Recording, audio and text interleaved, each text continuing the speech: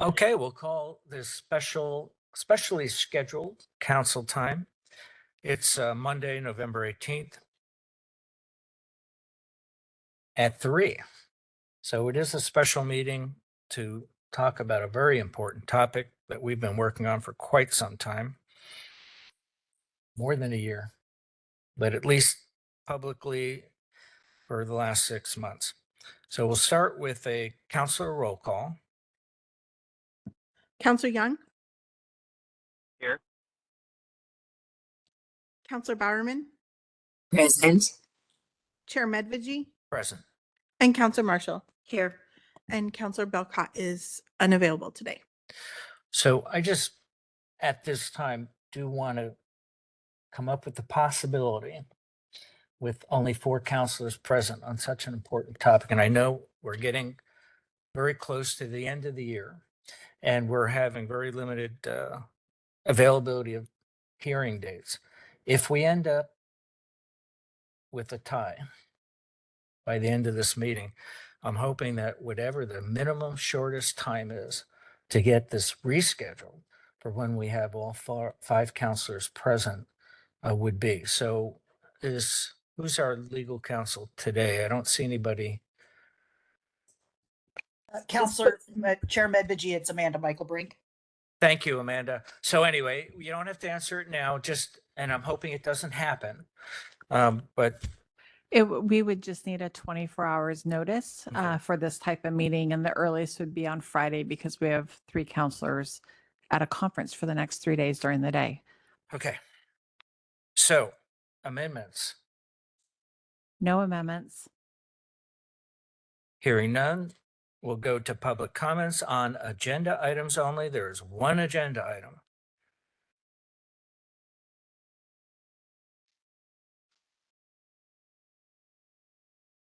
Carmen De Leon,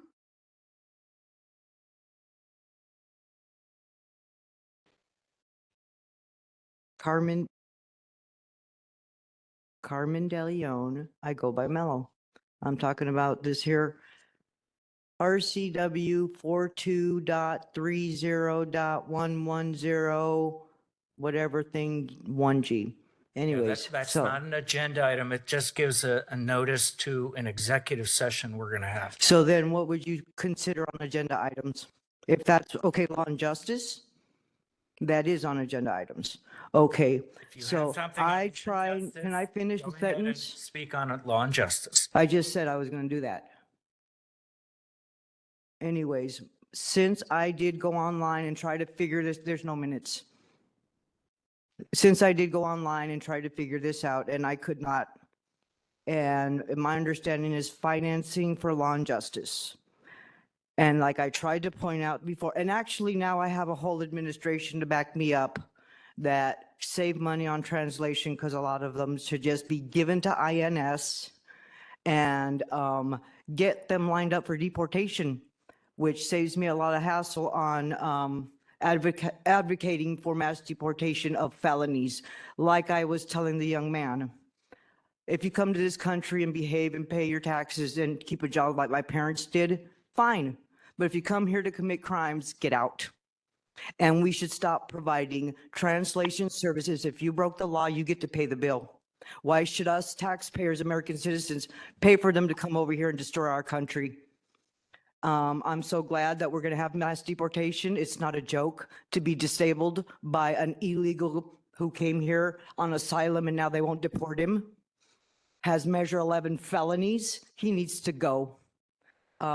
So that's, I think, on the agenda. I would love to save the country money by not letting them have free translation and by getting rid of the bad people that came here just to corrupt our nation and make them there. And I've lived overseas and I've seen what they do to neighborhoods and innocent people. So I don't want to see that here in the United States. I've already been a victim of the criminals who come into this country illegally. I don't have a timer, so whatever. Okay. Oh, the button. Anyone else in the room? Any online?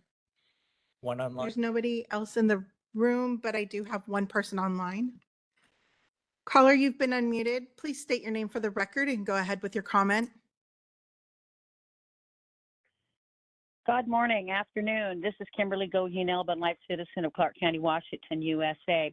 On agenda number 4, old business, is 4.1, law and justice, with potential next steps. This item was pulled by unelected county manager on October 30th's agenda.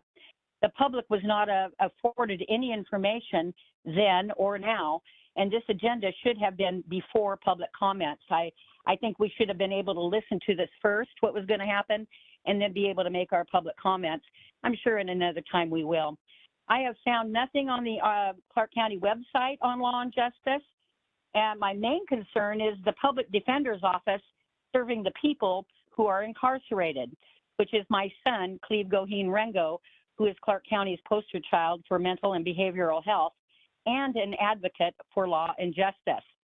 It has not afforded his constitutional rights and is being held now for 60 days with only one visit from his public defender. I'm thinking that with the rise of illegal immigrants here in our court system, using hard-earned tax dollars for translators and our public defenders, it must stop now. Those are very important resources that are being depleted by people that should not be here.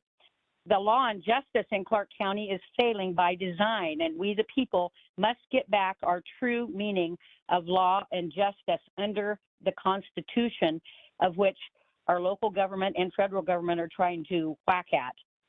I want law and justice for Jay Inslee and his loss of $1,117 million. That's $1,117 million that he lost of hard-earned tax dollars.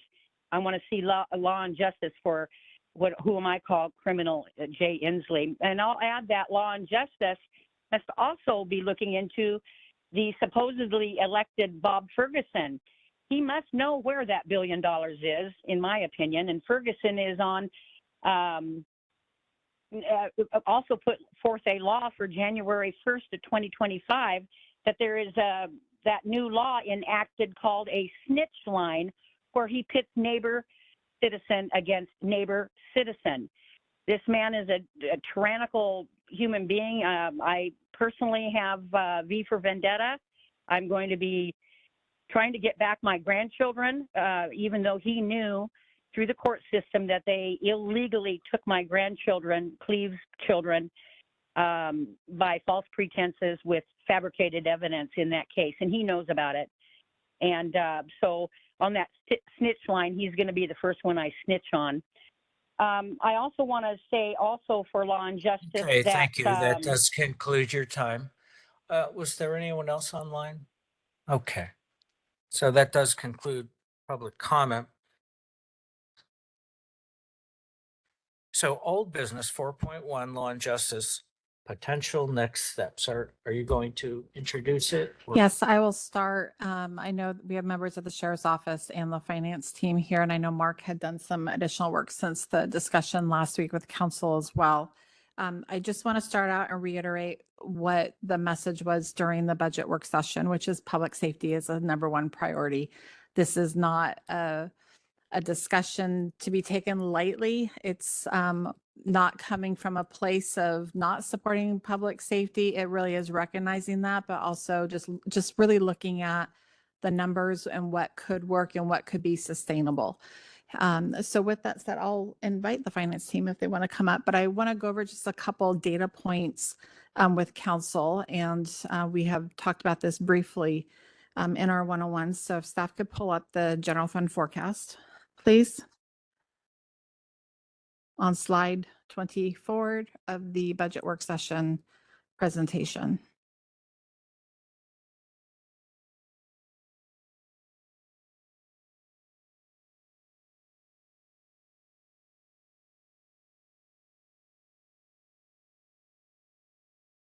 Okay, so this again was presented last Wednesday. This is part of last Wednesday's presentation, and I just want to just go over this briefly again with council, just for your recollection. In the 2025 column, which is the column that's outlined in black, the very last item on there, it says 11.7 million, and it's in pink or red, depending on how you're seeing that. That is showing the structural deficit. That's simply our ongoing revenues and expenditures and the difference. So as you can see through the years ahead, it does grow. And what that shows is our revenues are not keeping pace with the expenses on an ongoing basis. If you look at under 2026, the second to the second pink line on the bottom, so it's the second one up from the bottom, is the projected ending or projecting fund balance available for budget request. In 2026, we're seeing a negative 8.9 million. And you can see that grows over the next 6 years up to about 74 million. This does not include any requests for 2026 or any requests moving forward. This is simply what's being recommended, what are our current commitments, and what that impact is. If you can please go over to the spreadsheet and click on the levy lid lift tab.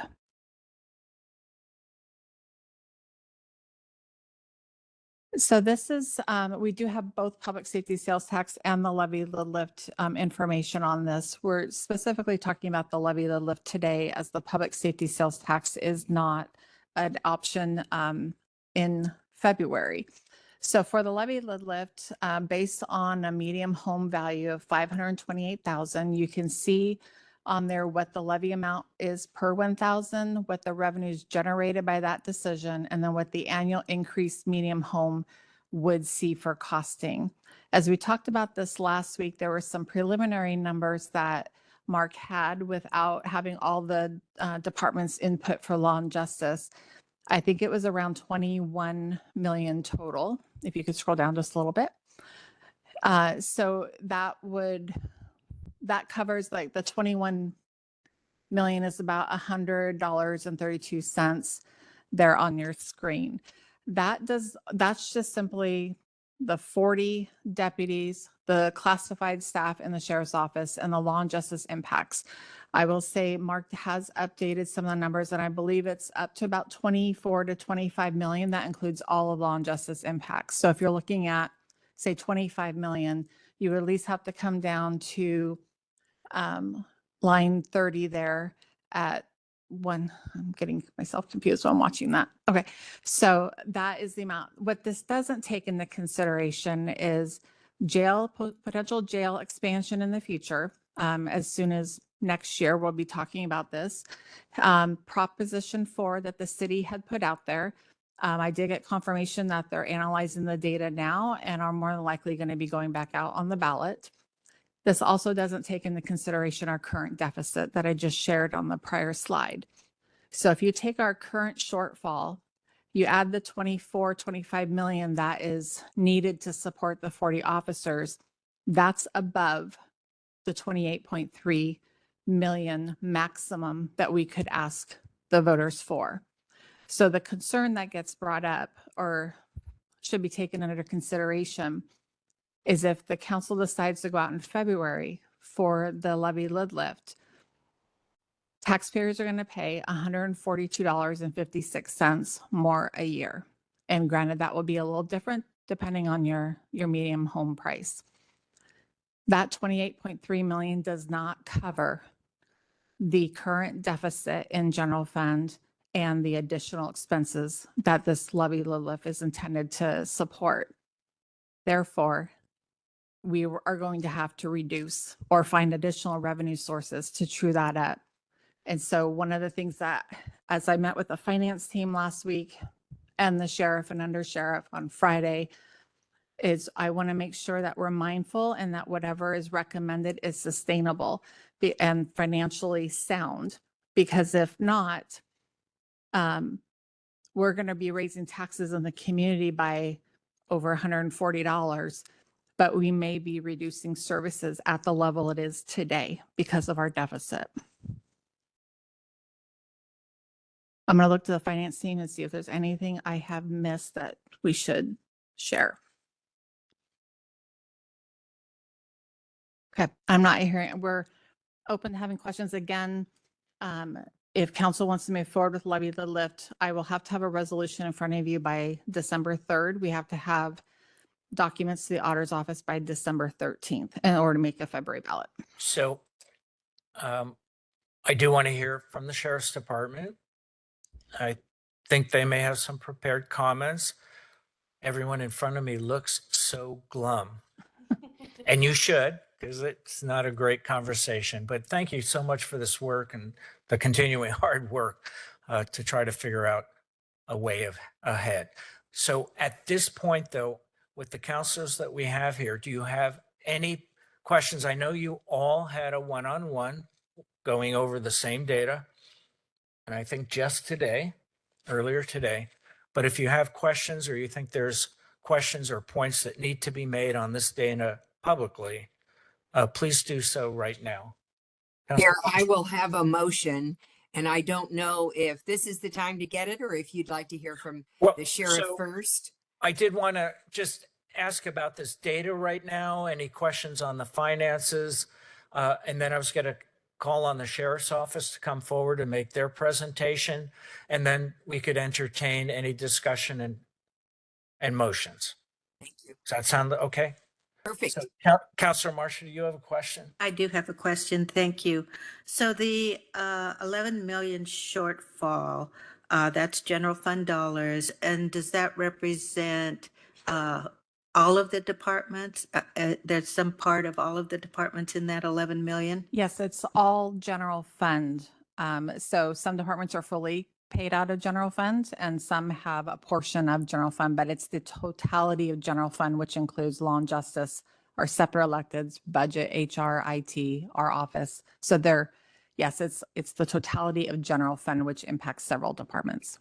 And so not knowing how that shortfall would be covered, it could mean reduction in staff and program for law and justice and the sheriff's department and the other departments as well. And given that I believe I've heard 70% of the general fund goes to law and justice, there would be a significant, that's where most of it would come from. That's correct. Thank you.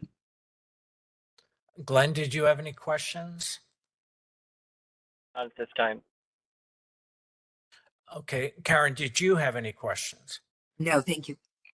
All right. Can we invite you did have some comments that you had prepared you wish to address the council? And as he's coming up, I just want to let council know, I have been in communications with the city manager from Vancouver, and we're going to be meeting with him on their costing for Prop 4 to make sure we're on the same page. And also looking at how can all the cities in the county work together for law and justice system in Clark County. Perfect. And I know that's been ongoing now for quite some time. So with the law and justice stakeholder group, that's the way we should be doing business for the county for law and justice. Since we have so many participants from the clerk's office, the district court, superior court, PA, public defender, sheriff, everyone's impacted by any decision by the others. So we need to work together on it. So did you wish to go ahead and make some comments?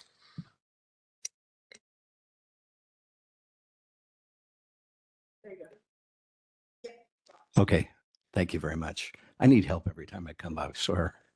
So thank you for your patience. Thank you, council, county staff, Under Sheriff Jim Hansen for the record. I start with sharing greetings from Sheriff Horch. He's at the Washington Association of Sheriffs and Police Chiefs this afternoon, and he's the main presenter, and I believe that he is on stage up and front and center right now. So he would very much like to be here, but couldn't. I will keep my comments fairly brief, I hope. I believe that council and county staff have heard a great deal from the sheriff's office on the subject matter. I'd like to hit some highlights and then see if there are any questions. At the July 17th County Council work session, our 3 branch chiefs provided extended remarks on the history of the sheriff's office staffing woes. They provided to you information that the Clark County Sheriff's Office is the lowest staffed sheriff's office in the state of Washington at 0.57 deputies per 1,000. The average sheriff's office in Washington state is staffed at 0.80 per 1,000. You also heard at that time that the support staff is currently at 0.26 per thousand for Clark County Sheriff's Office. The state Sheriff's Office average is 0.47. On October 23rd, during a council work session, Chief Mike McCabe reemphasized our needs as it related to staffing. In doing so, he shared with you comments that the Sheriff's Office needs 40 deputy sheriffs and 16 civilian professional staff just to bring us to the Washington State average size for a Sheriff's Office serving our population. The Sheriff's Office has been feeling downstream effects of significant changes in law enforcement, which I will share additional comment on in a moment. We serve a population that has surged and outpaced us. We are subject to new and much more stringent police reform laws. We are filling holes in our daily staffing through endless overtime. We struggle to find time to train because we are always at minimum staffing.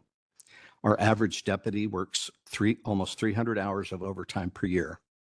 We have year over year averaged about $4 million a year in overtime. We have 11 designated patrol beats, and we're typically only filling about 7 of those most days. Tonight, while we sleep, we will have 6 patrol deputies for the entire county. We are ill prepared for more than one emergency at a time. We have seen just in recent weeks calls such as the shooting at the Vancouver Mall that required the response of every single deputy on duty in Clark County. There are other similar types of calls where we rush to the aid of other agencies throughout the county as they do for us. We can only handle one emergency at a time.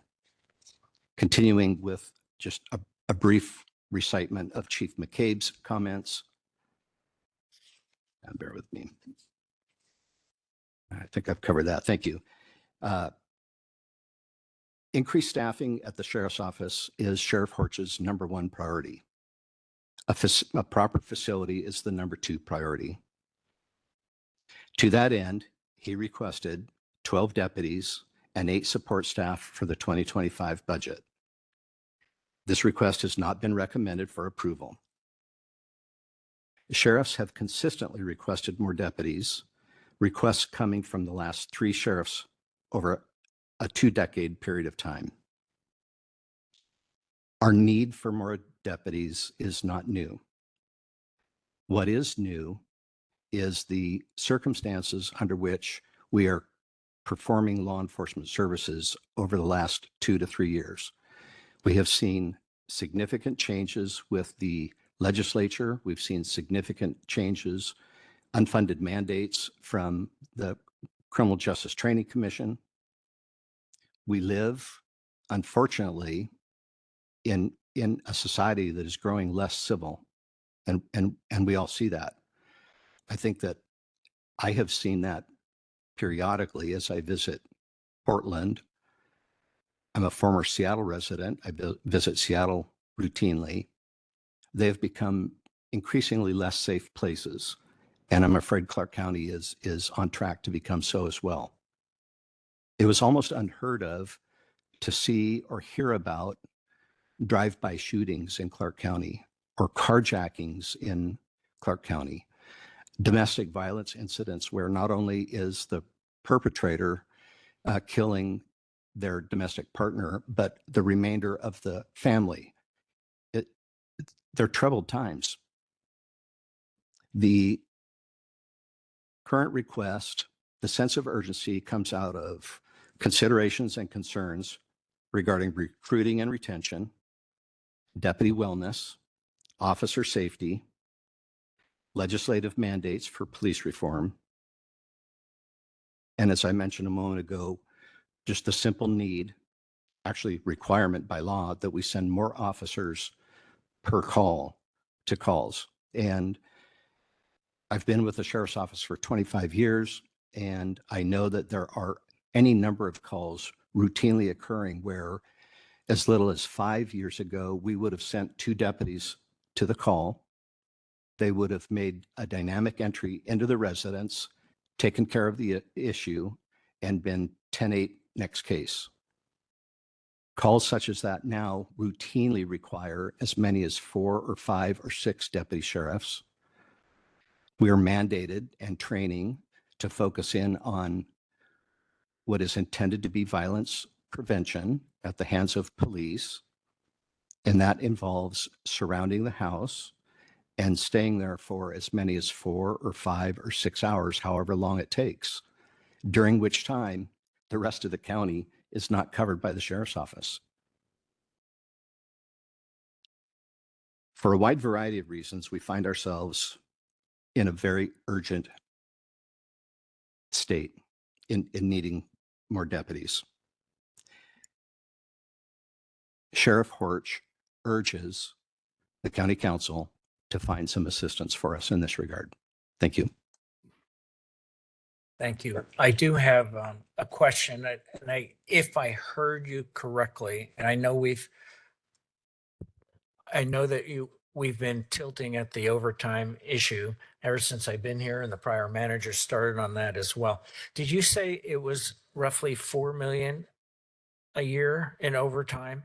So my question is, how many deputies does that equate to? So if we had 3 more deputies, would that eliminate the $4 million in overtime? What does that look like? Yeah, thank you. The overtime in this business, comes in 2 forms: that which is anticipated and that which is not anticipated. And you never know when that extremely serious call, the Vancouver Mall incident takes place. And if there is a homicide, we have detectives and deputies that will work significant hours of overtime over the intervening 24, 48, 72 hours. And that can't be planned for or prevented. In a more direct answer to your question, the sheriff's request for 12 deputies and 8 support staff through the 2025 budget identifies his most immediate need to really try and resolve the lion's share of the overtime issue, which is, as you've heard, a quality of life issue for our deputies. Our belief is that when we talk about downstream effects of additional deputies, deployment is a significant factor. An example of that would be that the council did assist the sheriff, and we are so grateful, in adding deputy sheriffs for the county campus and for extraditions. What we did was to fill those positions, we are taking people from patrol and moving them into the positions, and then replacing those patrol folks with brand new deputies. So with the deputies that have been transferred to the campus security and extradition unit, they have had 0 downstream effects on the PA's office or district court or superior court. They're not out arresting people. They're performing work without that downstream effect. So with the addition of 12 deputies, our expectation is that the manner in which we would deploy those, the primary effect would be a reduction of overtime without a significant downstream effect. The way that works is that they would be performing the same amount and same type of work that's currently being done by deputies, but they would be doing it on straight time instead of overtime. So we will never, totally eliminate overtime. I think overtime will continue to be a significant issue for us. However, the addition of that 12 staff we believe would have a profound impact on overtime and on deputy quality of life and on recruiting and retention. Thank you. Other questions by council? Okay, well, thank you for that presentation. Discussion by council, or Karen, you said you Yes, had a motion to.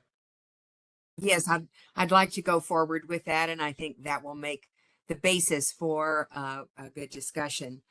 And the motion is, I move to continue moving forward with the current enforcement vacancies that are funded. That's 10 positions, 10 enforcement positions. Coupling that with a levy lid lift at the 27-cent level, which would cover 30 officers, and the overhead, the staffing, the courts, the jail, the PA, the indigent defense, and the gap in the general fund through 2026. And I can go into that in greater detail if there's a second. I'll go ahead and second that motion. So let's go right into discussion. Okay, let me explain just a moment, if I may. In our one-on-one just minutes ago, there was opportunity to ask questions of Mark and others related to the chart that is up on the wall at the present time. Most of the discussion before had been around the idea of what if we were to bring on board 40 new officers with a levy lid lift? And it turns out, as our county manager expressed, that is something that is simply not sustainable. So the 30, to kind of break down the costs on this, the 30 officers would be at the $7.3 million range, and that includes overhead. Add to that $9.6 million for the courts, the jail, the PA, indigent defense, all of what we tend to call the county-wide services that support the increase in sheriff's office staffing. That is about 17 million, with about another 11 million to close the gap. And that would be, as you can see on the chart in front of us, the maximum amount that a levy lid lift could actually raise. I would comment that in order for this to be sustainable, because revenues are not keeping pace with expenses, even with an increase in property tax, there would be cuts that are absolutely essential, or it cannot go forward through the many years ahead. And those cuts can be all over the county, not just in law enforcement, but all over the county, because that can impact the general fund. And in addition, I believe it's important for us to, and we've voiced this as a council before, to ensure that the PA is acting on arrests that are made by the new officers, so that this is not done, as some citizens would say, in vain. So that's the general drift of it. And I'd be happy to answer any questions, having discussed this quite a bit with staff just minutes ago.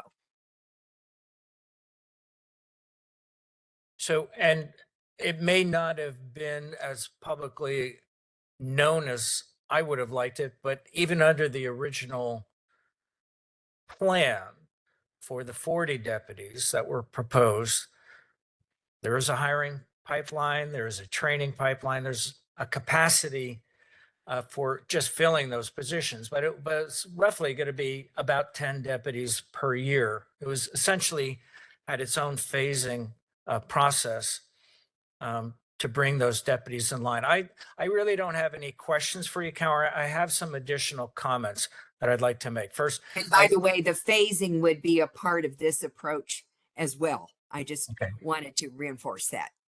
Thank you. I had fairly extensive discussions with the prior sheriff years ago, and none before him, but heard some of the history, and some of it is, I'm not sure the right words to use, but there were promises made by former commissioners on building the necessary staffing for the sheriff. And it just never happened. And it just kept being put off and put off, put off. During my time here, we've added a few deputies. We added the campus deputies recently, and the ARPA money was a helpful start in that. But basically, we just keep kicking the can down the road. We're not doing our job as legislators to help the sheriff stay healthy. And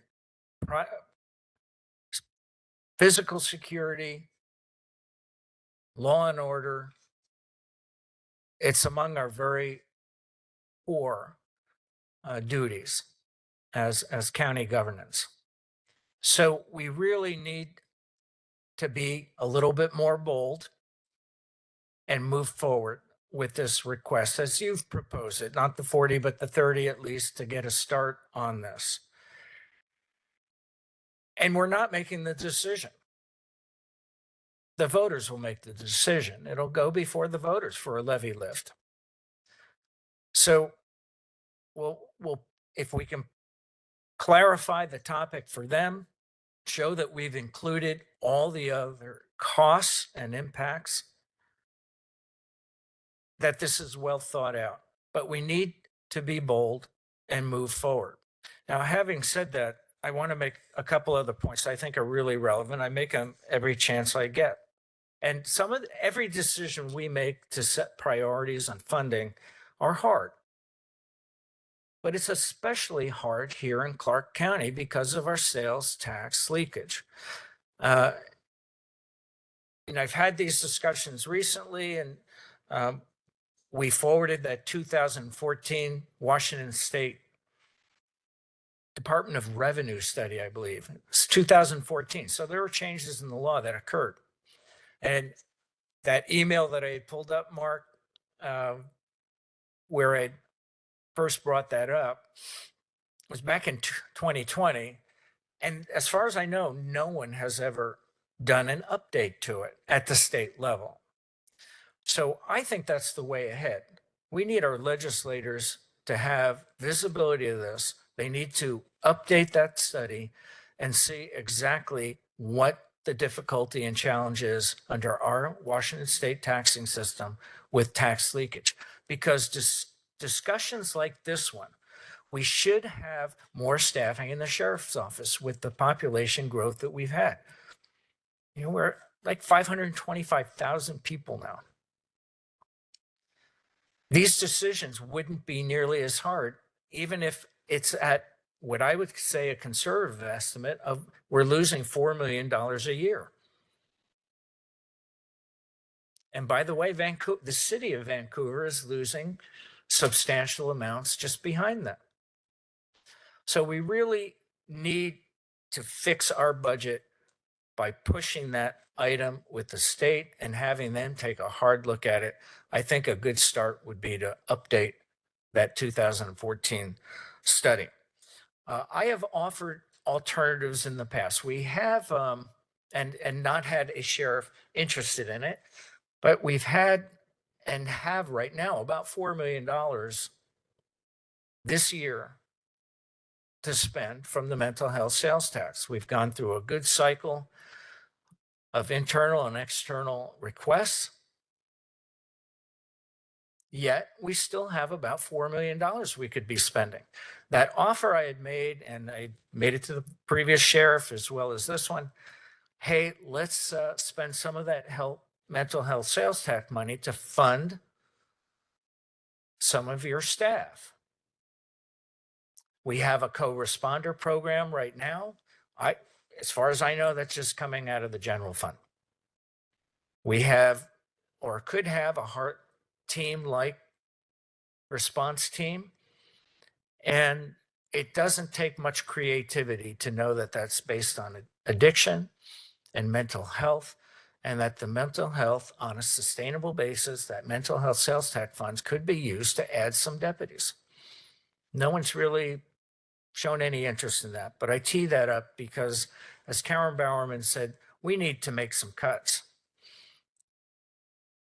Don't want to make them in our sheriff's department because we need to build them. And maybe some deputies who are trained and been post-certified and been serving for a while will have to do some office duty if we don't have the support staff for them during a period of transition. But we have to be creative. We have to look for alternatives. And the other thing I wanted to point out is the way our charter is set up, we have no one on the county council that can propose a budget. We don't have staff. We don't propose a budget. The executive does. We can approve the budget or disapprove it or ask for changes. And so I think that's the emphasis I want to make is we really need to take a really hard look right now. We don't want to face layoffs, but someday we may have to. There may be some departments that will need to be cut or shrunk or take a decrement. Those are hard decisions that every government, every entity has to make. Boeing's making it right now. Our school systems have to make it from time to time. We may have to do that.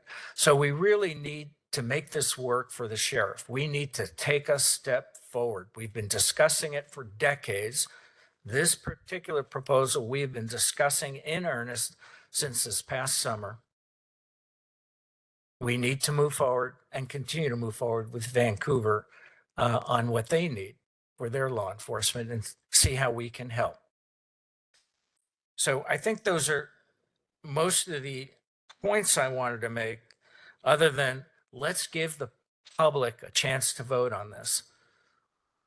Let's get that resolution in place. Let's let the voters make a choice in February at a special election to lift the levy for the set amount or a set number of deputies and all the ancillary law and justice structures that are necessary for growth. Our population demands it. Public safety is our number one priority, and we are decades behind. We need to stop this. We need to take a stand and join with our public, communicate this narrative with them, the need with them, and see how they choose in February. So anyway, I wholeheartedly support the requests that you've made and the intangibles on morale and healthiness, being able to recruit better with more deputies, but right away we are going to see some savings in overtime. We have to. And that kind of makes it easier to budget when you're not, because we don't budget for $4 million of overtime a year, I don't think. We have a contingency in this budget to cover that because we have overtime issues, not just in the sheriff's office, the jail and juvenile detention, Superior Court, and others. So anyway, there's a lot of intangibles that we'll see some benefits, and you'll have some tough choices in the future. And none of it will go anywhere if the public disagrees and votes it down. Further discussion. Yes, Chair, Marshall. I just want to make sure I understand what the motion was and understand it. So as I look at the numbers before us and that maximum 27 cents was intended to cover 40 deputies, is that correct? I think the motion on the table is Karen, 30. you are on mute. I'm sorry. It is to cover 30 via the levy lid lift, and the additional 10 are with the positions that are currently funded but enforcement vacancies. So the two together add to 40, but this particular 27 cents is covering 30. Does that answer the question? Yes, but I think what the staff was presenting was that was the number for 40, and I don't quite understand how, if the 10 were budgeted for, if they're in the budget or if they're not in the budget. They have been in the budget for some time. They're funded. They were funded in the past. They simply have not yet been filled. So I'm saying fill those, That's our first 10. And then we go forward with the 10 by 10 by 10 from the levy lid lift. What I'm understanding though is that 10 is already budgeted for. And if the numbers that the staff presented were for 40, then if the 27 cents seems like it would be too high. Well, I'm not understanding this. what the 27 cents covers, I went over this pretty rapidly, is 7.3 million of the 30 enforcement officers in the CSSO with overhead staffing, and startup costs are included in this as well. That includes things like, the laptops, the vehicles, the cameras, et cetera, that are necessary, plus 9.6 million, which is for the so-called county-wide services of the courts, the jail, the PA's office, indigent defense, and so on. And then that totals roughly 17 million. And then we add to that the 11 million to close the funding gap that that will exist through 2026. Thank you. That was the part I wasn't getting. Okay, great. Thank you. Well, and I think, Karen, you would, in your one-on-one that none of us were participating in, you had this conversation. Yes, I wanted to So- know if 40 cannot be funded through a levy lid lift, which made no sense as we talked about it. Unfortunately, even though we might like to provide that many officers for the sheriff's office, for sure, consistent with that initial request, but it wasn't feasible and certainly not sustainable, even with some cuts that would lie ahead. So then my question was, well, how much would 30 cost? Knowing about those 10 positions that can still be filled, that are funded. Okay. So that's the So- background. Sue, you had further questions? please? Yes. And so you mentioned that there would be a need. Well, I'm just curious about the sustainability of this going forward. And if the assumption is it's only sustainable if there are additional cuts in other departments that are dependent on general fund. We don't know what those are, what the impact. There's been no analysis of what those cuts might be in the future. And it'll be a different council that'll be faced with those decisions. Is that And correct? we don't know how the deficit, the structural deficit, might be met in terms of that sales tax of folks buying in Oregon and so on. There may be additional revenue that comes in. We don't know. That's right. That with all of that remains to be discovered relative to the deficit. Right. I think, there's been years of talking about that sales tax leakage without a solution. So that's, I'm not sure we can count on that. We can keep talking about that. It's a need, but it's, I don't know we can assure that we're balancing the budget based on that. Right. The deficit we have seen is not taken care of at this point in time by any stretch. And Kathleen has presented to us how it looks going forward to 2030. It is not taken care of at this point. That is true. And there's going to need to be, I believe, both cuts and a strong look at additional revenue. Well, I guess just one last thing. So there, going forward, there's no guarantee there wouldn't be cuts to the sheriff's department and law and justice as well.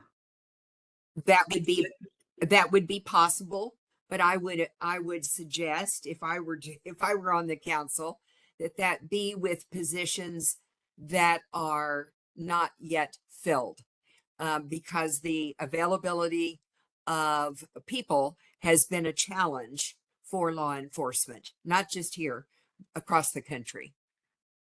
Thank you. I have a better understanding. Chair. Yes, please, Glenn, go ahead. I appreciate your information here, but I've not had a chance to vet it and to completely understand. We know that 40 is not sustainable. I agree with that 100%, but I don't know that 30 is at this point. I don't know where that number lies to be sustainable. And I still think that we are going to end up with a logjam if we are not able to secure funding for a jail, for the improvements at the jail. I also have concerns that we're essentially kind of going through this in a vacuum, similar to the complaints that we had of how the city of Vancouver went forward.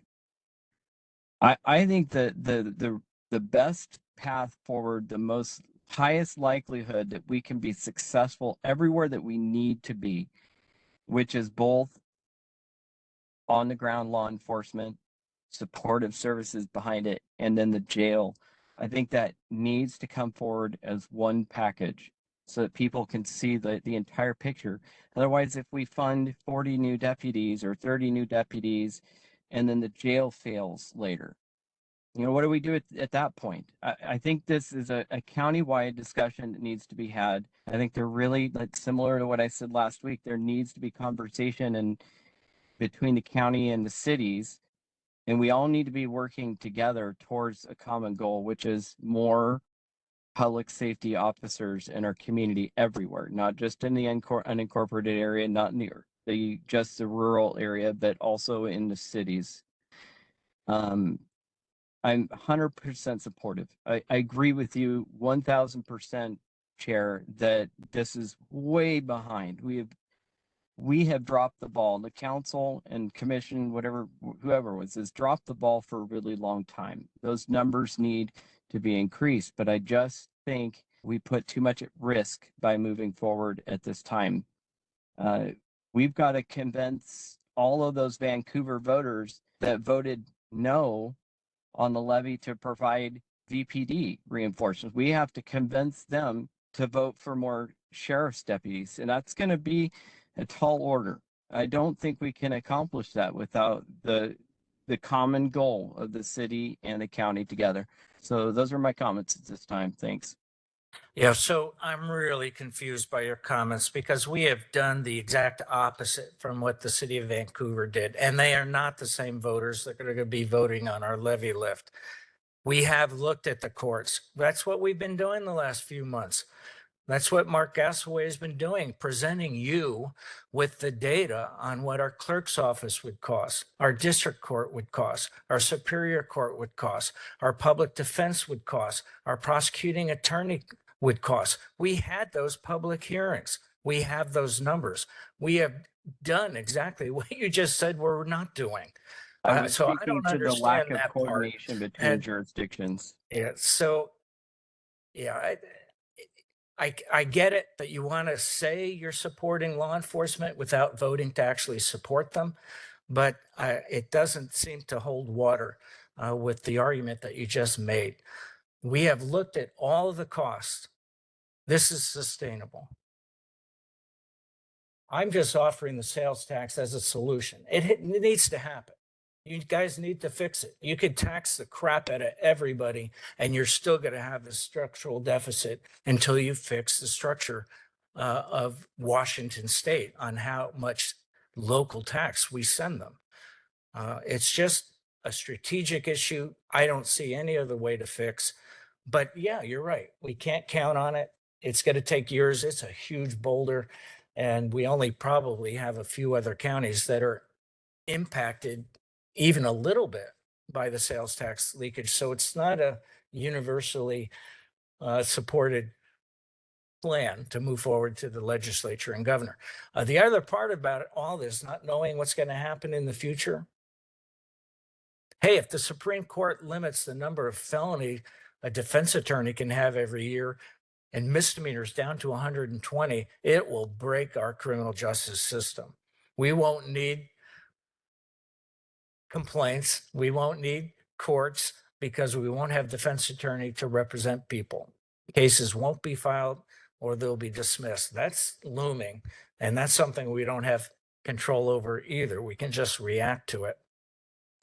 A lot of unknowns. What we do know is that the sheriff's department is grossly understaffed, amongst the very worst in Washington state, which is among the very worst in the United States. Let's take a stand. Let's make Clark County the head of the list of being the best staffed sheriff's department in Washington state. We'll never get there if we don't take a step forward. And that step is just giving it to the voters and letting them know. Karen touched on a couple points that I think will be part of the narrative to convince voters throughout the county, not the city of Vancouver. How efficiently are we going to spend that money? Are deputies going to do a good job? Are they going to be managed properly? Is the PA's office, Karen touched on this, are they filing cases? Are they filing them at the right level? Are the courts going to be efficiently able to handle them and process them in a timely way? Will we be able to keep up with the public defense, the indigent defense side of things? You know, the public's going to want to know that we can efficiently do that, spending their tax money. So I think it's going to take a lot more scrutiny by the local press and a lot more transparency by the PA's office, by the courts, by the sheriff's office, and for that matter, VPD and the other law enforcement agencies. We need to know that they're doing their job and they're not avoiding writing tickets because they know they're not going to be filed on or pursued in court. Anyway, we may not be able to get much farther today. We're short a counselor, but further discussion before we take it to a vote. I've been struggling with this one. When this came to us, I think it was because of Vancouver's measure, and it put us in a reactive mode and additional thinking of how that's going to impact our sheriff's department, the jail. We tried to pull things together. I think there's greater level of coordination that's occurring across the board. All of that is really good. I'm concerned, just as I was concerned with the city of Vancouver's measure, that if we don't have the resources with the jail and all of the other components really adequate, or that there could be looming cuts in the future because this is not sustainable, that what the public may be voting on isn't going to achieve what they hope that it will. I recognize there's big needs. There's really big needs. I like the idea that we could go forward with the city of Vancouver and look at the jail as well as everything else that's needed and really do omnibus public safety measure. I've wanted to look at this in the context of the whole budget process, which is what we're doing right now. And in looking at it in the context of the whole budget, it doesn't look, I don't see any way that this is sustainable. And I don't know what we're going to do to address that 11 million next year. We are going to have to take a hard look at everything and make some cuts. But I don't know. I don't feel comfortable moving forward with this at this time. Just so you know, the 11 million is included in the coverage that comes from this. Yes, I'm aware of that, and I think that was a wise thing to do. Any last comments, Karen, from you? We have the option of doing nothing.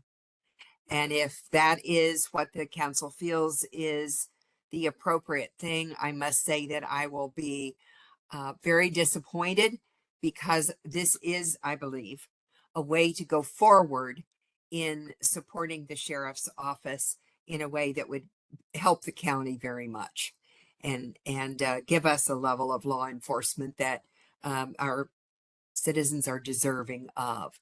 So those are my thoughts. So I'll just Sure. segue off of that, and I did want to respond to Councilor Marshall's heartfelt concern, and that is, if we need to make all these decisions are hard. Some are harder than others. We need to take a step forward, and that does not preclude. It intensifies the need to work with Vancouver and the district court and the superior court and the jail. And we are on a good path right now of doing exactly that. We are talking about all the right things we need to talk about holistically to ensure that public safety is intact, improves, and is sustainable. So if we are to vote to put this on the ballot, it doesn't stop or jeopardize that coordination. It just drives home the point. We need to do more of it. And it'll be on your shoulders to do that, and Glenn's as well, and the two new counselors that'll be joining, as well as all that sit on the Law and Justice Subcommittee and Law and Justice Council in general. So last chance for comments, otherwise we'll go to a vote. Sure. Kathleen, did you? Yeah, Glenn, go ahead. Just wanted to say, nobody's saying do nothing.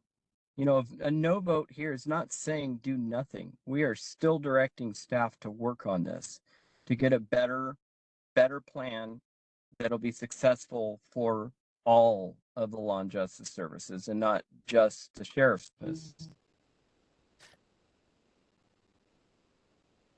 That's exactly what's happened for the last 2 decades. So yeah, a no vote is not doing anything. You want to work in perpetuity before you make any hard decisions, got it. But that's making a vote to say, no, we're not going to allow the people to vote to whether or not we can increase their taxes to support more deputies. Kathleen, did you have any last words you wanted to say? This is tough. I am going to ask the finance team to come up with another 6-year forecast that would include this, just for transparency. But I also know other law and justice partners within the county would be here today if they knew that they could advocate for additional staffing, because they're all understaffed, in addition to what is just as a response to the sheriff's office request. So just keep that in consideration, because you might hear from them during the public testimony with the electeds. Thank you. Okay, if there's no further comments, did we lose Glenn?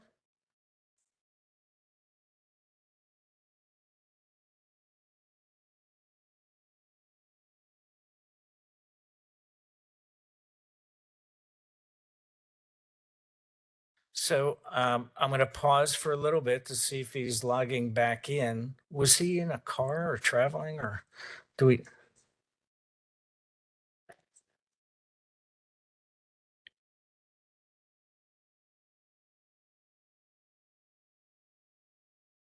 Well, and then there's the third vote.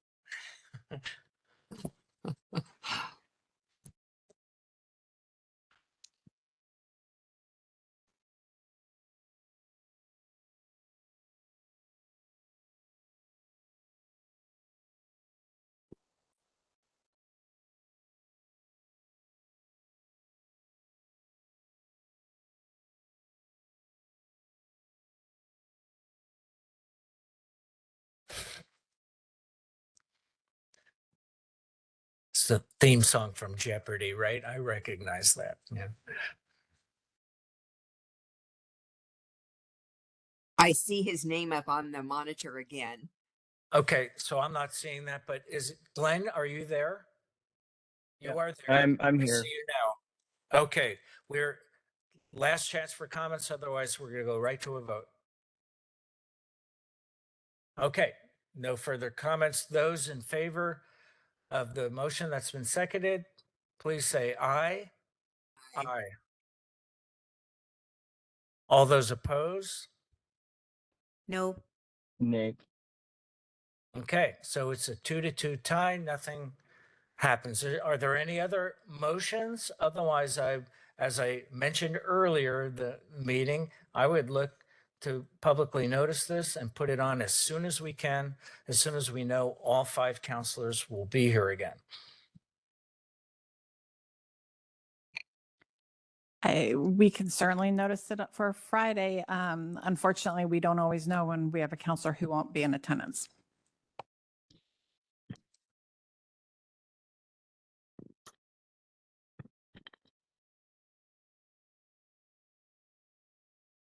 Okay, so we'll schedule it for the first available Friday, and hopefully we'll get 5 counselors to answer their call to duty. So I think that does conclude item 4.1. We had one executive session, and I don't think there's action afterwards. It's under RCW 42.30.110, paren 1, paren G, for 10 minutes. It's, we'll give a couple of minutes to sign into that. So we'll plan on coming back. Let's give ourselves a little bit of buffer. So we'll come back at 25 minutes after the hour. So 4:25, we'll be back in this council time.